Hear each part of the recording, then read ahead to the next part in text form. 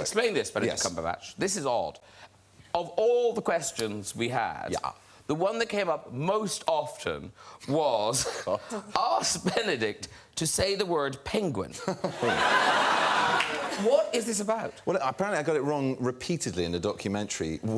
It wasn't a documentary about said animal. It was a documentary about, I think, about the South Pacific in general. And now I'm completely terrified of the word. I don't go near it. Well, no, because I know, here's the thing. I thought, or I'm sure they're making it up, but we actually looked at this documentary. Oh, good. So the documentary is called... The documentaries are called Strange Islands. The first one you sort of get away with, and then after that you lose all sense of what it is. Let's have a look. Listen carefully. And the last thing you might expect to see here is penguins. These are Fiordland crested penguins, named after this corner of South New Zealand. So why are these woodlands so attractive to penguins? A freshwater stream through the forest makes a handy highway for a parent penguin heading home from a fishing trip. What is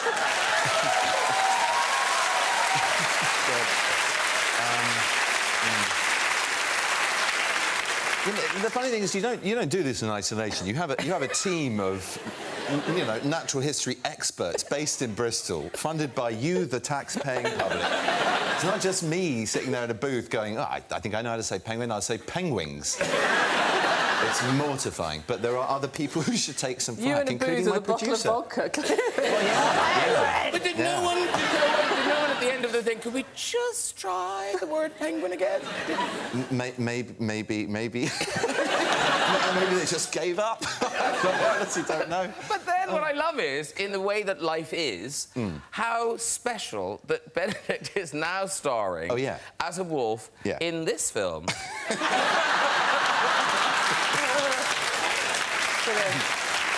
So, can you say it now? Well, I've had a word with Disney. I need to check that I have said it correctly in the film. Penguin. No, penguin. Penguin! He's all over it. The sense of achievement. Two of you working together, you and Emma, obviously brother and sister in Love Actually, which you forget that you're the brother and sister in that movie, and then lovers in Sense and Sensibility. Beautiful. Of course,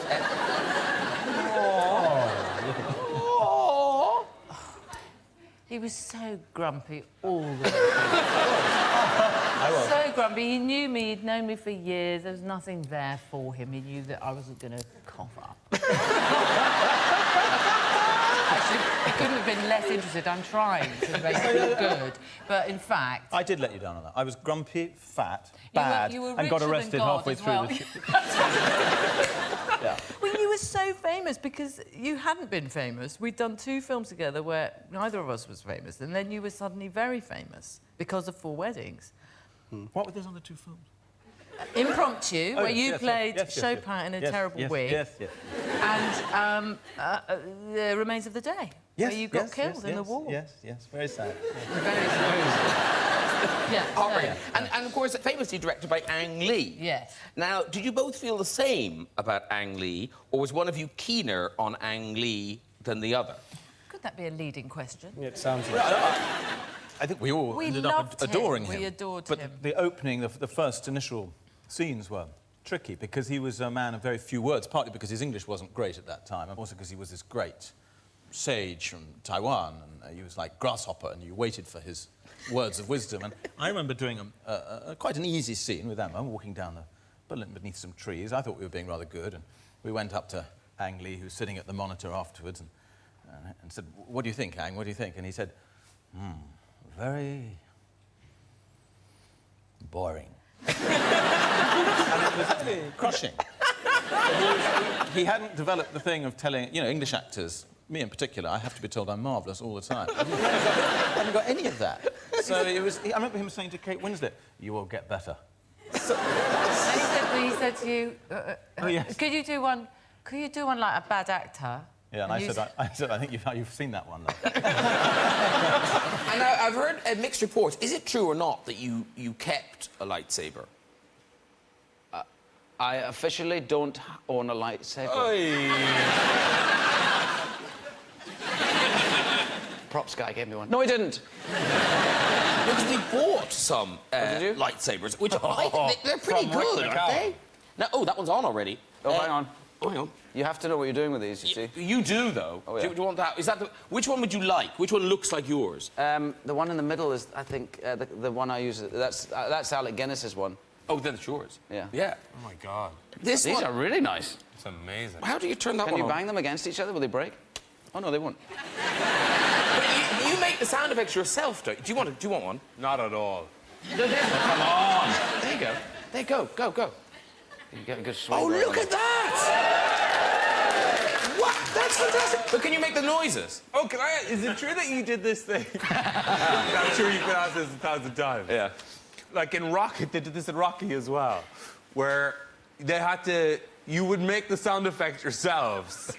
So they had to go back and, like, sound was a nightmare because it was a bunch of people going... No, it wasn't. To begin with, it was quite difficult not to make the sound. Yeah. And also when it goes away, because it makes that nice noise when it goes down. Oh, yes. How do you switch Have you them heard off? that in Rocky? That apparently, like, in the first film particularly, it's just loads of sound effects of Sylvester Stallone going...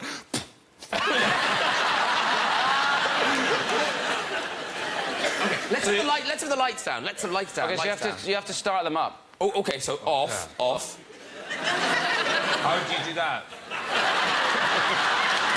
Much to learn. There. Oh, there, it's off now. Oh, there you go. Sorry, got it. There you go. Okay, so when you put it on, it has to make this kind of noise. Nice.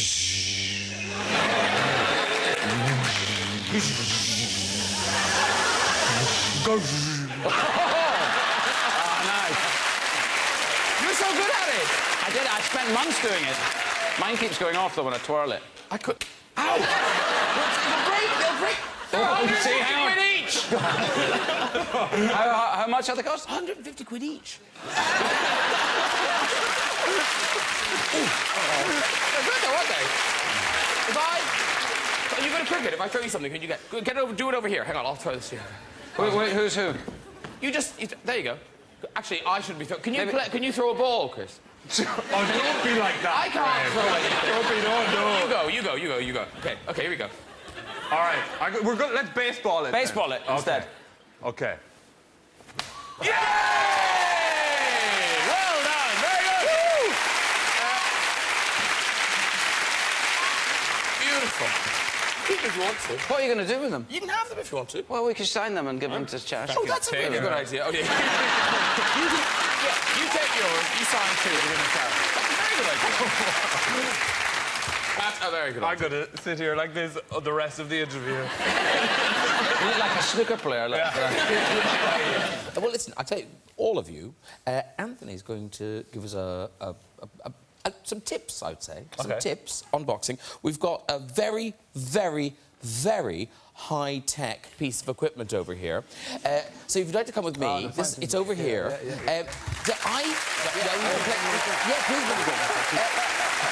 We've been playing with this all afternoon. I love this thing. OK, so I'll just turn it on. Hang on. It's on. It's on. Now, ooh. OK, there we go. So I hit that. Yeah. OK, so... Ooh. It didn't talk... Come on. It didn't talk this afternoon. What's happened to it? Shut up! Just hit it. Is there a box? Oh no, you're serious. He's really going for it. Okay. Now, do you have any tips? Do you have any tips? Because you're in high heels. Should I take them off? No, not chill. I think. Okay. We're taking this very seriously, ladies and gentlemen. He's talking to me. I think no run-ups. If you want to take them off, whatever you feel I wasn't even comfortable with. thinking about run-ups. So Rachel, go for it. No, don't take your shoes off. I'll just hit like a girl in these. Go on, Rachel. Yeah, don't you think? So competitive. I like that. Wow. Oh. She's down. She's down. I slipped. She slipped.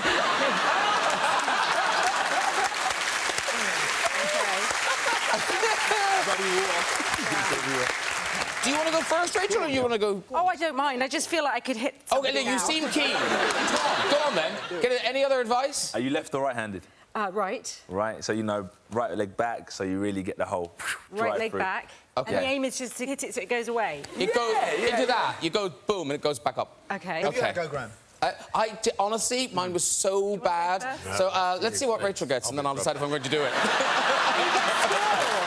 Yeah, You get a score. Okay. You get a score. You get a So score. left leg forward. Yeah. Are you in range, though? Are you in range? Oh, I don't know. Like, shall I find out? Is that... Come forward a bit, come forward a bit. Is Because that you want range? to... Remember, your aim is to punch through the bag. Through, so I want to go like that. Yes, I like that. And just hit it in the middle. Come on.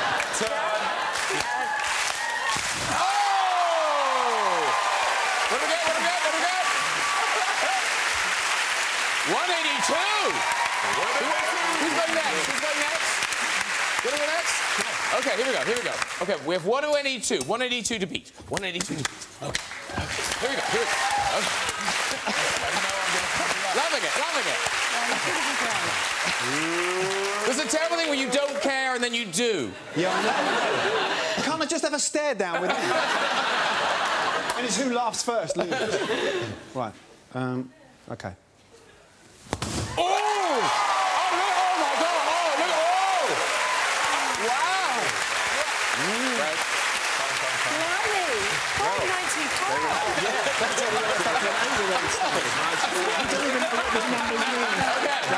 Okay. It's 594. Oh, no.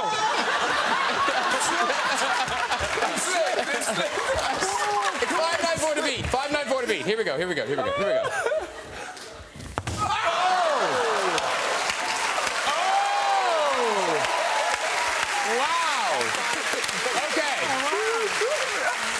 Anthony Joshua. Are you on? Oh, no, Are you on? No, I'm so not.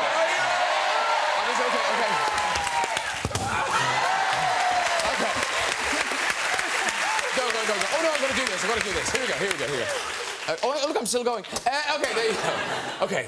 Now, what was yours? Eight? I think it was 3,000. No, it was 672, was it? What? 672. 632. So if you don't beat that, you've lost the title. I mean, look at this. Okay, here we go. This Same is it. technique as you. The world champion. Oh!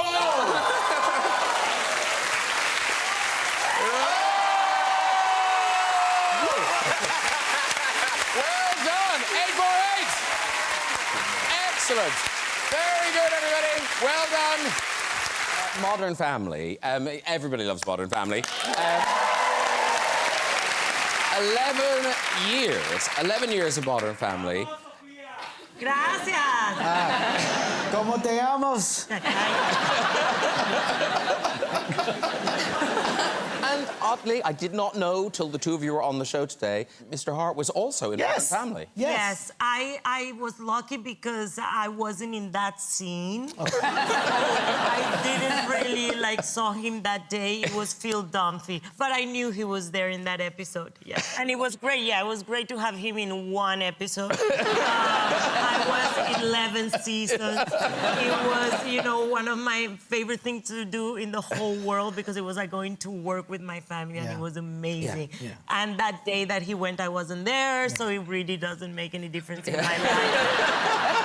And after 11 years, it must have been so weird waking up thinking, oh, that's gone. I'm not going to do that. Yeah, it was heartbreaking. We were all very, very sad because, it's the people you want to see every day. And you do get separated when you finish. Also, when the day that we ended Modern Family, 2 weeks later, the pandemic happened.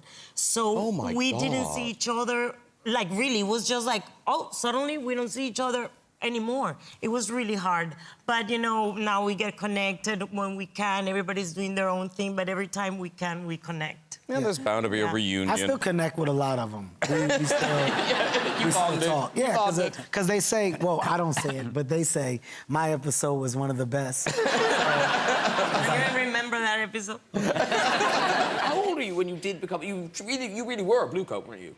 I was a Blue Coat, yeah, at the place you showed, which was next door to Heysham Nuclear Power Station. The thing is, I got sent there because I worked at a really good one in Yarmouth, Great Yarmouth, got sacked, which is another story, and then was sacked and was sent to... We'll move on to that in a minute. But sent to this one? Sent to that one as a sort of punishment. It was like you're going to Morecambe to do 6 months. Because you have just... You've just done something which... What had you done? Well, something that was considered cheeky in the 70s, but now is illegal. Oh, what? It was actually an incident where it was my first attempt at stand-up comedy. And what happened was I'd always wanted to do stand-up comedy. I didn't have the guts to do it. I got very drunk. I had a go at doing it as a blue coat. My mate said to me, just copy all the other comedians at Pontins and steal their jokes and basically talk to the front row. So you're supposed to say, where are you from? They say Scotland. You say, who paid for your holiday? Where are you from? Wales. You make a noise like a sheep. Rubbish jokes, right? But I said, that's terrible. He said, don't worry, you're just padding. What you're doing is you're looking for comedy gold, which is, where are you from? They say Kent, and you say, what did you call me? Right? Now, at Pontins, this used to take the roof off, right? So I tried it, but I was very drunk.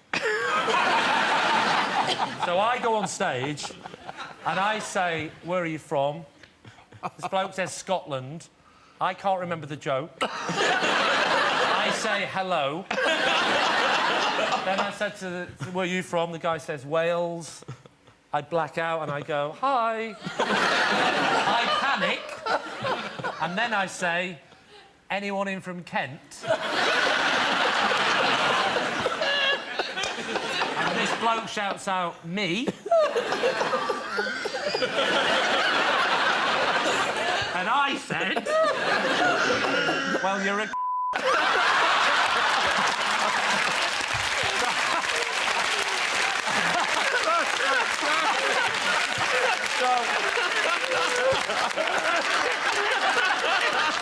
So I'm sent to Morecambe. I know people always end these things with, I swear to God, that's a true story. But that is verbatim how it works. It's still in your act, isn't it? It's still in my act, it really. I mean, this is based on your life. I mean, this is things... Yeah, but, I mean... loosely, Graham. No, but things like, isn't the washing machine, that happened to you. What? The washing, you were very hungover. Oh. Yeah. Well, tell Jodie Foster that story. All their stories are really cool, though, Graham. When I was teaching, which is what this show is based on, I went home one weekend, and I was in my 30s. I was probably 33 years of age. I went home to see my mother, and then I went back, and while I was at home, my mother did my washing for me, because I was only 33. And then I went back, and on the Sunday night, I got really drunk, and then I went for a curry, and then the next day I went into school. I went into school, and it was a school in Slough, and it was quite a rough school, but they had a really brilliant hearing-impaired department, so there were hearing-impaired kids who, you know, struggled. They were really looked after in the school. Anyway, I was really hungover. I went there, and about break time, I felt really uncomfortable. I thought, something's not right, you know? So I went to the toilet, and I pulled my trousers down, and some of my mother's knickers had got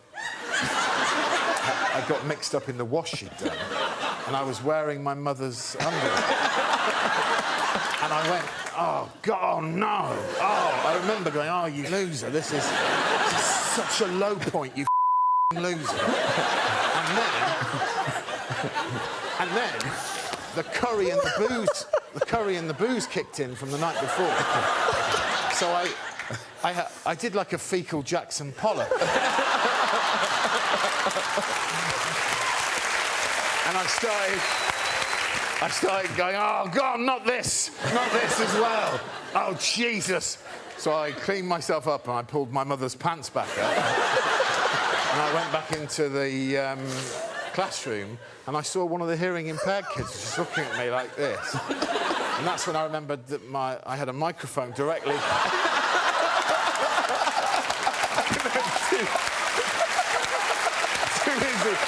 Here we go.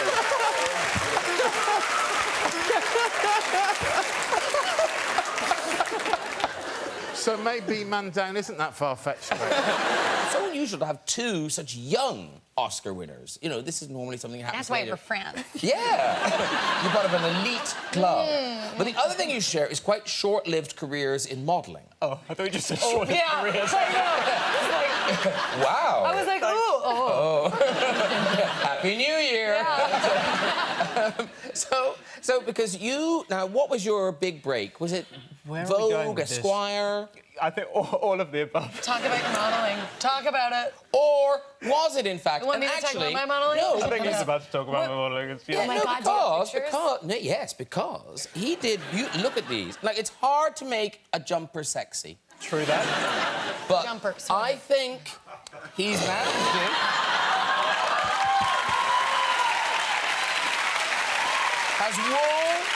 Has wool ever looked hotter? I mean, seriously. Here's the thing. Your sweater has eyeballs. That was a high point. But I think you can actually still buy that, and it's the point of that is you can learn to knit it yourself. So you guys can take one of those home and knit it yourself. Right, so I can buy the sweater, and then I have to do it myself as well. No, actually, there's a classic thing in here. So, you know, when you want something for Christmas and you say to, like, your mummy or your granny, something, oh, I'd really like a really trendy sweat top. I'd like a really nice, trendy, zippy-up sweat top. And then they knit it for you. No! Yeah, that's the Christmas nightmare. It is, isn't it? Yeah. But you still do some modelling, don't you? Sporadically and very unsuccessfully. Oh, stop it! You do big brands. What I did do, I did a campaign for Burberry, which was very amazing, and I did it a few years ago, and Mario Testino shot it. Oh. And I remember doing it was when I was just starting out, and in this photograph there was a model and me, an actor, wannabe actor, and a musician.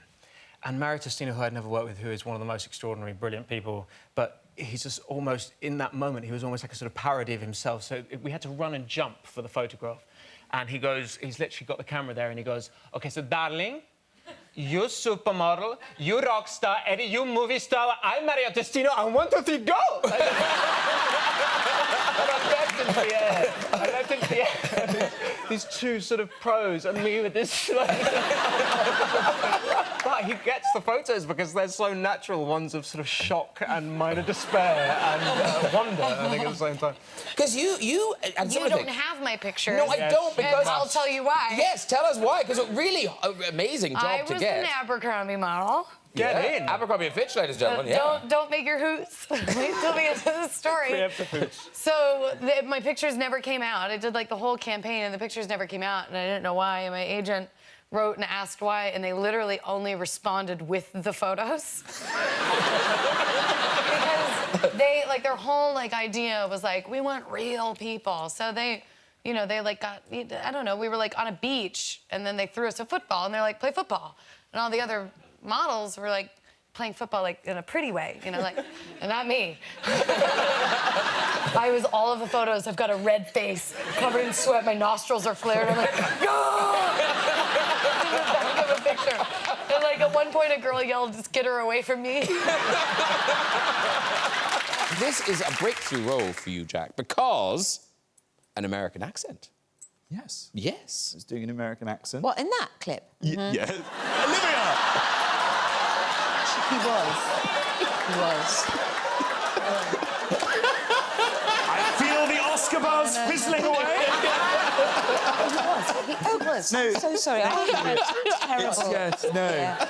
It was good. It was Thank good. you very much. I heard it. I heard it. It was You good. see, what a lot of actors do when they do an American accent is they tend to just go for, like, one region of America and they commit to a single American accent. I decided with this role that I would take us on a tour around all 50 states.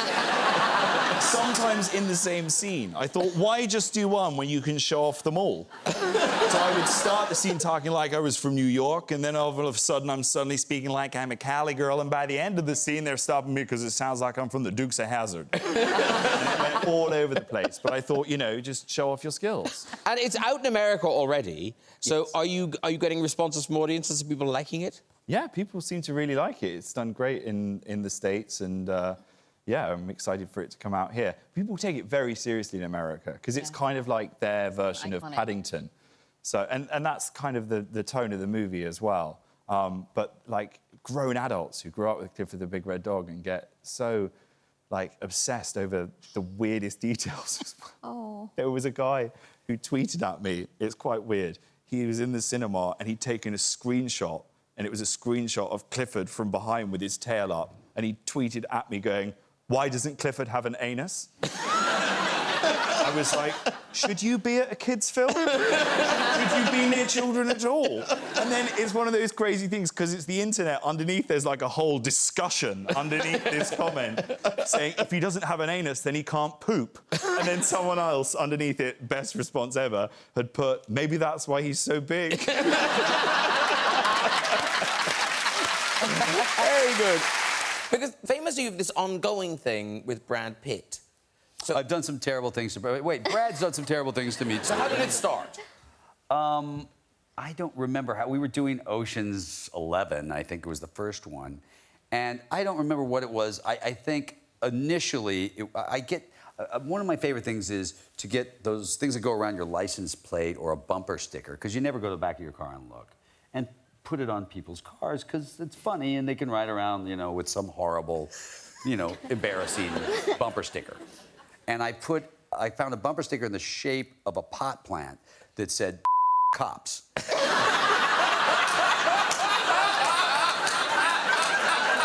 put it on the back of his car because I figure there's no way you don't get pulled over. I mean, there's no way.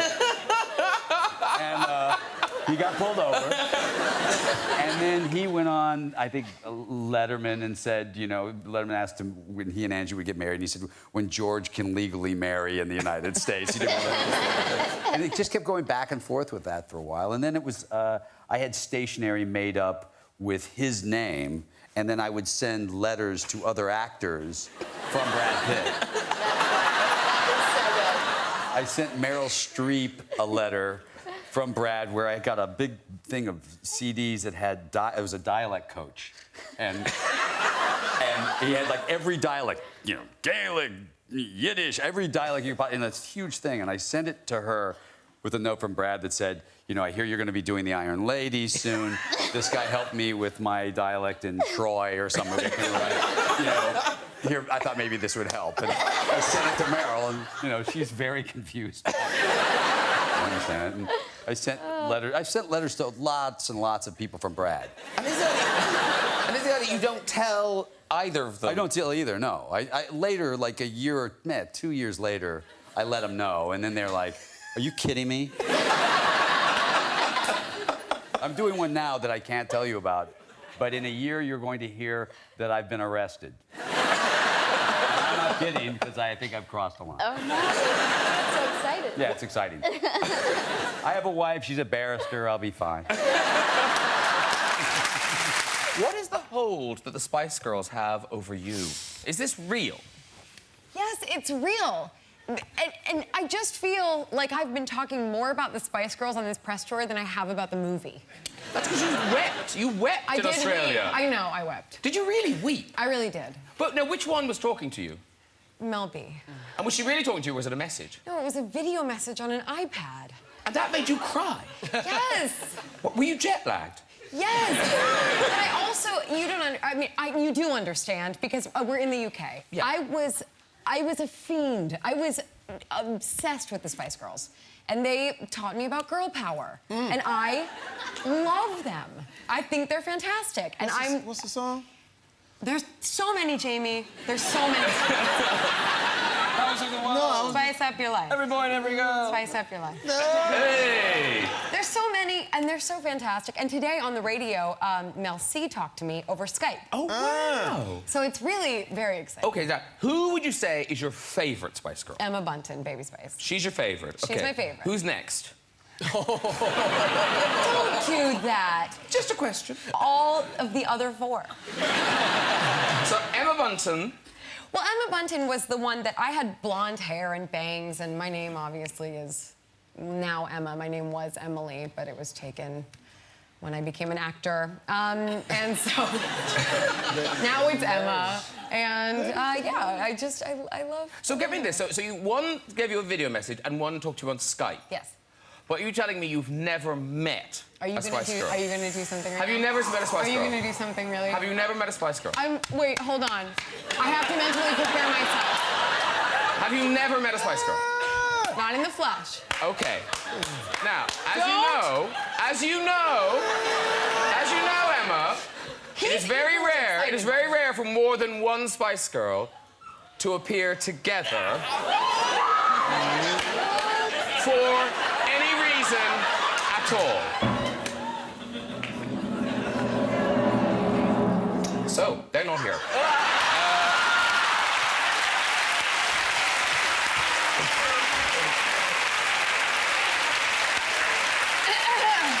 We tried! We tried. Emma Bunton's on holidays. Just forget it. No, honestly. Just forget it. Terry Halliwell's phone is disconnected. I rang her, and it was like, this number is no longer in use. Hilarious. All right. You'll meet them. Someday. Yeah.